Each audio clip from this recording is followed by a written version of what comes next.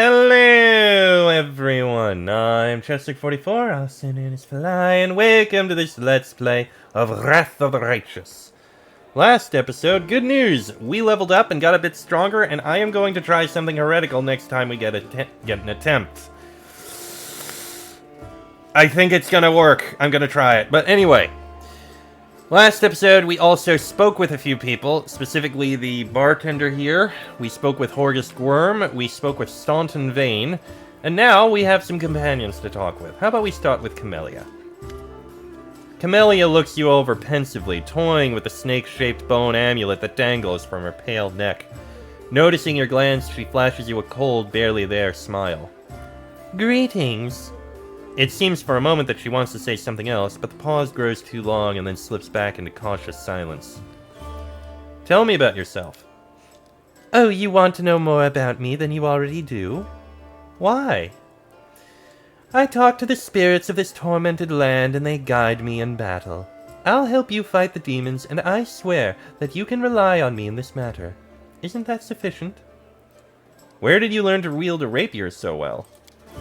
I had good teachers. Although they don't get all the credit, I am a most diligent student. Camellia licks her parched lips. Your amulet is quite unusual. Where'd you get it? Ah, my little trinket. It's so nice of you to notice. But I assure you, the amulet is nothing but a bauble. Can a lady not be drawn to beautiful, useless things? You're much more relaxed during combat. Your battle cries are uninhibited. She blushes slightly and lowers her eyes. So you've noticed. To be honest, I find it embarrassing. See, being a shaman means having spirits of battle as my ever-present companions.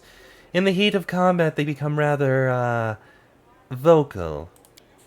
Anyway, as much as I enjoy our delightful conversations, the spirits are calling me and I must respond. Please excuse me. Camellia turns away, watching you out of the corner of her eye. Your speech tells me you are of noble birth. Camellia laughs her practiced musical laugh, and she watches you from under lowered lashes. You're most insightful. A fine quality to have. Camellia's laughter ends, and unspoken words hang in the silence.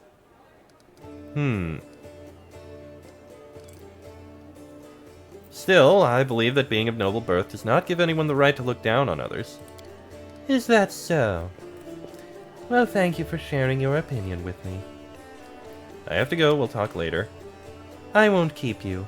The dawning smile on Camellia's face freezes and quickly dies away. We've spoken with Anevia. Hello. Kiado and Vasily Rathamus. I believe that help is already on the way. The queen will not leave us to die. A stout old man with a fuzzy gray beard mumbles a prayer. He looks as tired as everyone else in the tavern, but determination is stamped on his haggard face. What can I do for you? Who are you? Vasily Rathamus, rector of the local temple of Abadar. The temple is gone, though, and if we snooze here for much longer, the city will be lost as well. Who is that boy with you? This one? Oh, Kiado the shepherd, my apprentice. He's a smart boy, and his faith is strong. He serves Erastil, though, but there's still something he can learn from an old servant of Abadar. He'll be a great cleric when he gets a little older. What kind of help can I expect from you? Well, first, I sell scrolls. I have a lot of them, something for every emergency. Second, while you're here in the tavern, I can read one for you. Guaranteed, no surprises. Oh, but you'd better not go into the city without a cleric. I won't be going there myself. I'm too old, and my powers are needed here. Alright. And you sell scrolls. And also other magical items. I don't think I necessarily need any of these things. Well, these are new. Powerful blood magic, blood raging, and daredevil boots. While using acrobatics to avoid provoking an attack of opportunity, the wearer gains a +5 competence bonus on mobility checks, and whenever they make a successful mobility check while it's active, they gain a +1 bonus on attack rolls. Interesting. Not gonna use it, though. Let's see. Ah, there you are, Lann. Lann greets you with a nod. Here for a chat. I've been waiting for you to come and see what strange beast you've taken into your party. I'd like to know more about you. Oh, let me guess. Your first question is, can you wear a hat with your one horn, am I right? So, can you wear a hat with your one horn? Sure I can, but certain designs don't suit me too well. Lann speaks in a deadly serious voice. Okay. You speak Common much better than the rest of your tribe. Funnily enough, Common isn't all that common underground. But your observation is correct. I used to live on the surface with my parents for a while and had a chance to learn a couple of things. The language, the fact that every peasant who sees my scaly mug screams demon and runs away. I don't know if you're interested, but my mom wasn't from an underground tribe. She was a smuggler, the kind that used the dungeons of Canabras to secretly move and store goods. One time, two gangs couldn't agree on how to share prime cut, got into a fight, and the winners threw the losers down a hole, dead and living alike. My dad went to check if the corpses had anything useful on them, and he found a girl from the surface barely clinging to life. An incredible feeling sparked between them. Or maybe the girl just liked men with scales and a cat nose. Yeah, that might be it. One way or another, he got her back on her feet, and he later even left his home caves. She left her smuggling behind, and they began an honest life together. That's the delightful story of how old Lann came into this world. The next chapter, however... Well, my family and I never stayed in one place for long. We lived sometimes on the surface, sometimes underground. We couldn't find a place to call home. Living in the caves was hard on my mom, and my dad's appearance raised too many questions in Mendev. They're at war against the demons, after all. In the end, my parents decided to stop making each other miserable and separated. My father and I returned to our tribe. I think the peasants screaming demon had something to do with it. Or maybe Dad just couldn't stand life without rat tail soup. I wouldn't rule out the possibility. Did you come with me so you could see the surface again? No, that wasn't it. I just don't have much patience for certain types of creatures. Demons, I mean. If they want to destroy Canabras, I'll be on the side of the people they're attacking. Lann looks away. Lann, you're my companion, and companions should trust each other. I'm counting on you to give me honest answers, not excuses. I guess you're right. I shouldn't have been so evasive. It's just that some things are hard to talk about. My family, for example. My birth, hell take me, turned out to be a great misfortune for my parents, all because I'm relatively healthy. I'm the best thing that can come from a marriage between a cave-dwelling mongrel and anyone from the surface. A healthy child with the right number of hands and feet, no apparent defects, no missing organs or other problems. They saw hope in me, so risked having more children. They thought it would somehow be alright. A low growl edges into Lann's voice. I could have had 4 brothers. The first was born 2 years after me and died 3 years later. He didn't have a nose. Nothing even remotely resembling one. He could only breathe through his mouth.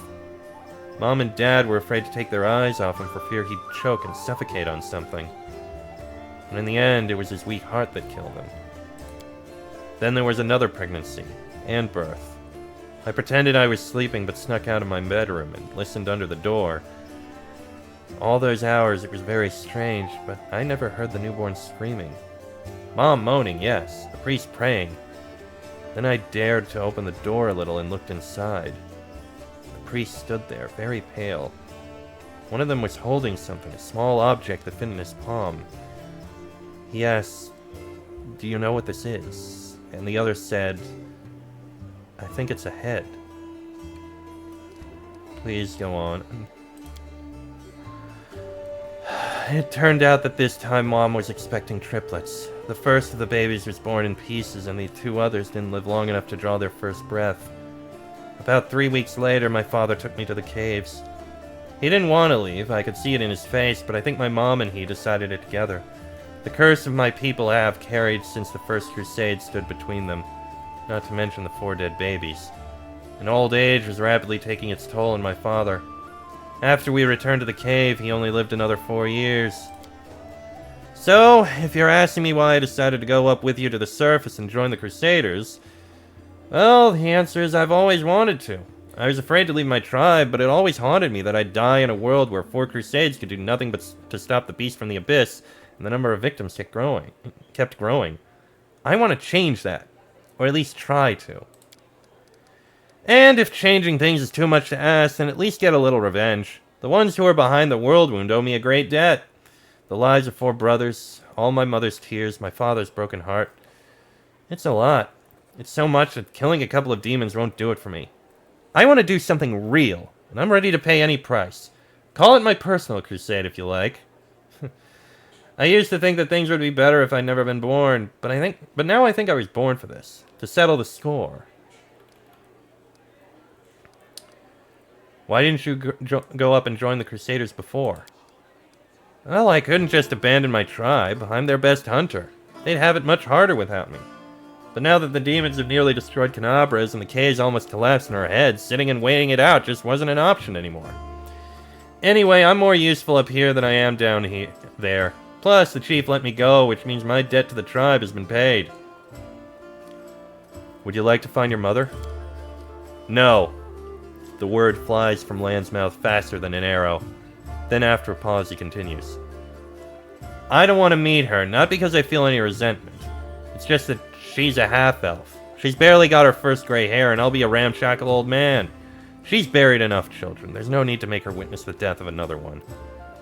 I hope you understand. I am very sorry, truly. Well, then I'm very lucky. I met someone who not only helped me choose the right path, but is happy to listen to my whining. Well, your parents' love didn't survive hardship, but that doesn't mean the same thing will happen to you.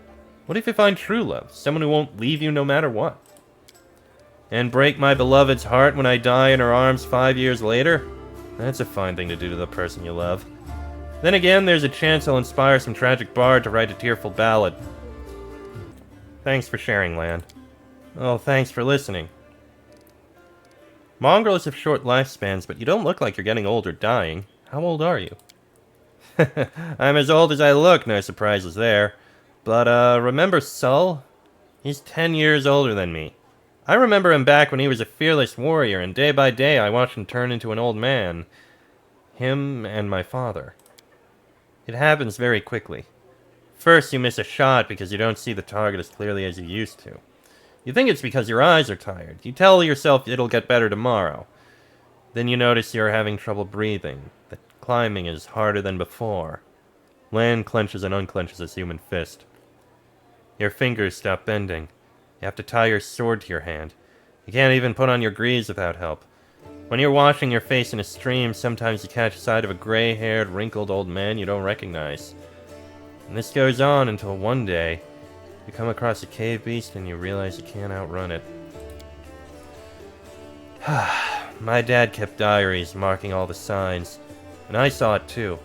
The last year I had to help him get out of bed, help him dress, remind him to eat. Sometimes he forgot my name. I told him that we should have stayed on the surface, and he joked that dodging a goddess was behavior unworthy of a crusader. He meant Pharasma. Every morning I wake up and check how I feel, but there are no signs yet. Even so, I know I don't have much time. I need to do something useful before I forget why I came here. I want to talk about Wenduog. Are you sure? Alright. Tell me about your connection to Wenduog. My connection to Wenduog? I mean, where do I start? Lann turns the unexpressive reptile half of his face to you. We grew up together, trained together. She was the chief's daughter. He was groomed to be the best all her life, and then I came along. We were rivals, but we dragged each other out of tight spots too. I've always been drawn to grand, heroic gestures, sometimes idiotic ones, whereas Wendu liked to roam unexplored passages, finding new caves and making maps. She wanted to be a great huntress, the one who'd make it through the shield maze. But instead, she... It'd be better if she died. The death of a friend is painful, but watching a friend become a shadow of their former self is... unbearable. She doesn't think she's a shadow of her former self. Of course, she thinks she did everything right, because the second she starts to doubt herself, she'll have to face the truth, to admit that she's just a cannibal that demons use as they wish. She wants to get stronger and stronger, but for what? I'll never understand what drives her. Were you just friends, or were you more than that? Wow, you really don't pull your punches, do you? There was a time when I asked myself the same question. Wenduog knew better than anyone. She understood me better than anyone. She was my first woman. But we never loved each other. Maybe I could have grown to love her, but it always seemed like she never understood what love was. Maybe she just wasn't capable of those kinds of feelings. I guess there's nothing else to say about that. No argument from me. Thanks, I found out everything I wanted to know. Tell me about your people. Oh, of course, what would you like to know? What's it like living in your caves? Oh! Lann gives you a broad smile. His smile is strange, as if it falters where his human features meet his animal ones. Imagine that in the entire world, there's only a few hundred like you. There's not an inch of fertile ground anywhere. Nowhere to grow grain for bread, or cotton, or linen for cloth. Your neighbors are beasts who want to eat you, or parasites who want to infect you with their larvae, and then eat you. And that's not that bad, because you can try and eat most of the things that are trying to eat you. Sometimes at the risk of getting poisoned, sometimes with almost no risk at all. In the worst years, and it's not a single thing anywhere to be found. In the worst years, there's not a single living thing anywhere to be found, predator or prey. That's when you eat mushroom soup. I'd say 3 times a day, but there was barely enough for once every 3 days. But life underground has its upsides, pun intended. There's no risk of losing the roof over your head. There's no bad weather, not counting the earthquakes, of course. Are you really the descendants of the first Crusaders? More like demon spawn, aren't we? Sad but true. Without the demons, there would be no mongrels. It's the magic of the whirlwind that affected our ancestors and made the children the way we are. Like most in our tribe, Chief Sel fancies himself a descendant of the underground Crusaders, the ones our heroic ancestors left to guard the caves. I don't know if it's true or not. That angel came to our caves for a reason. Maybe he remembered us? Those were evil and dangerous times after the First Crusade. Hundreds of Crusaders began having children, and the babies were born with fangs and horns and warts that covered half their face. People didn't like the new look. The Inquisitors sure didn't. So our ancestors fled persecution and made a home for themselves down there under the ground. They probably intended to find a cure for their children, hoped to return in time, but it never happened. Instead, the whirlwind's terrible legacy was passed down from generation to generation. Mongrel parents can only guess what their child will look like. Each of us is born with a new mutation. Many mutations are fatal. Down in the caves, they usually don't congratulate the family for the birth of a child until they turn at least 3. Most don't even get a name before that. There's no point. It hasn't been that long since the First Crusade. Why do you know so little about your ancestors? Our lives are much shorter than most uplanders. Up here, only a few generations passed, and many still live who remember the old Sarkoris as it stood untouched by the demons. Queen Galfrey, for example. But where we live, mongrels start getting old much earlier than humans, much faster and with more devastating consequences. Few live past 40. The fewer still live long enough to die to old age. Hunger, disease, and monsters from the deep are more effective killers than time. So for us, the story of the First Crusade is a legend that happened generations ago. There are no living witnesses. We have a tale of the wise and great ancestors who left us to stand guard in the catacombs, but in reality I suspect they were desperate wretches who couldn't figure out how to dispel the demonic plague and who were abandoned by their own kind. Do you have a way to tell day and night? You can't see the sun in your caves. Every mongrel settlement has a big gong which we treat like a relic. The gong keeper hits it twice a day to mark the beginning and end. But this custom doesn't keep time very precisely. Every mongrel child has snuck up to the gong to strike it at the wrong time at least once, just out of pure mischief. Nothing could keep me away from it, not even the fact that I only have one ear, which means it would take double the punishment once I was caught. So, sometimes the wrong strikes get mixed in with the right ones, and the tribe can find itself jumping up to greet the morning in the middle of the night. Do mongrel tribes fight each other? Oh, there were some skirmishes, and I've been forced to kill my kinfolk before too. Fights most often break out over food. We have laws in the caves, written and unwritten rules that we follow. We respect one another's right to live, but hunger, it can push a person over the edge. I've never, you can count on that, stolen someone else's kill. But I can understand those of my kin who tried. To hear your kids begging for food and not be able to feed them is terrifying. You're the only member of Neathholm tribe to call your people mongrels. Why is that? Because all of Galarian calls us that? I don't see the point of all this hemming and hawing over what we're called. Anyone who finds it offensive or takes issue with it can lead the charge against the name. No one's stopping them. But personally, I'm not going to pick a fight over something as unimportant as a name. Fair enough. What do you think of life on the surface? It must be very different from life underground. Oh, of course. As far as living conditions, the surface is definitely a better place to be. It's easier to get good food and water, not to mention build a house, and even grow a few things. In older, well-established settlements, you don't have to deal with anything scarier than rats or maybe foxes stealing chickens. Was that a crack? As for the kind of lives you live, I heard a story about demon worshippers abducting the whole family and sacrificing them one by one while the others watched. But there were some brave Crusader Knights nearby, and they killed the villains and saved everyone. And then I heard another story. The young blacksmith lost his arm in a fire, couldn't work to feed his wife and baby. They tried their best and lived from hand to mouth, but they were still destitute. In the end, the desperate blacksmith robbed a traveler one night on the road. But there were some brave Crusader Knights nearby, and they caught the robber and threw him in prison. Not long after, his wife smothered their baby and hanged himself. Up here, the same person can proudly say he's protecting the innocent from demons, and then look the other way while the same innocent stars just because they were born into a poor family. Queen Galfrey prolongs her life with sun orchid elixirs that cost enough to feed an entire city. Back in our caves, everyone is equally poor, and if one person starves, the whole tribe starves. We won't abandon our own in times of trouble. That's the power of a tribe. The laws of the surface are made so that some get everything and others get nothing. I might just be a naive fool from the caves, but I don't understand how it's possible to have so much more and share so much less. Anyway, look who I'm talking to. You must know life on the surface much better than I do.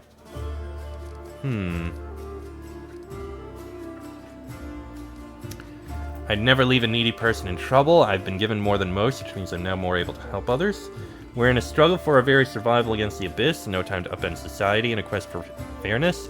Oh yes, I also have a few questions for a feckless aristocracy. Or stop whining, I climb my own way up, and anyone who can't do the same is just lazy or weak. I didn't choose the family I was born into, I just live with what I've got. I'm gonna make the chaotic comment. Oh yes, I also have a few questions for our feckless aristocracy. But I guess I'll have to wait until we drive the demons back into the abyss and close the world wound. Lann smiles a strange half-smile which breaks along the border between the two sides of his face. At the end of the day, the world is full of injustice, but it's also full of mad beasts ready to tear us to pieces. You said you were prepared to risk your life to do something meaningful. What exactly did you mean? Oh, to invent a new salad and have it named after me. Truth be told, I don't know. It would be much easier if all I really wanted was to kill demons, then a few more demons, then more demons after that. Good, honest rage and no needless brooding. I think I actually envy the warriors who can live like that. But I can't. If life's taught me anything, it's that there are no easy choices. Dying a glorious death isn't enough. Some heroes of the Crusade did that and also saved entire settlements, erected the ward stones. Their actions kept the lands of Mendev safe for decades. That's what I want. For my dumb short life to have meant something. You think I have an exaggerated opinion of myself? Some scaly freak crawls out of the cave and wants to take control of the ward stones and flaunt Iomede's banner. Any fool can charge at the front lines of the demonic hordes and armies and die there. What good will that do? I want something meaningful, you know? Even if I have to pay the highest price. Especially if I have to pay it. There are plenty of worthier people who need to survive this war and tell everyone else what nutcases we were. Thank you for your answers. Alright. And let's just complete things out. Sela. We'll take a little bit of time to talk to you. Episode may go long, but why not? Sela smiles at you warmly. Hey there! During that march through the dungeon, we never got the chance to exchange a proper greeting. It's high time I shake your hand. I'd like to know more about you. Of course, ask me anything. You know what? I will do it in the next episode. It'll take some time. The conversation. So next episode, we'll talk with Sela and see who else we can talk to around here. Till then, I am Chester44. I'll say name is Fly. That is me. This has been a Let's Play of Wrath of the Righteous, and I shall see you all next time.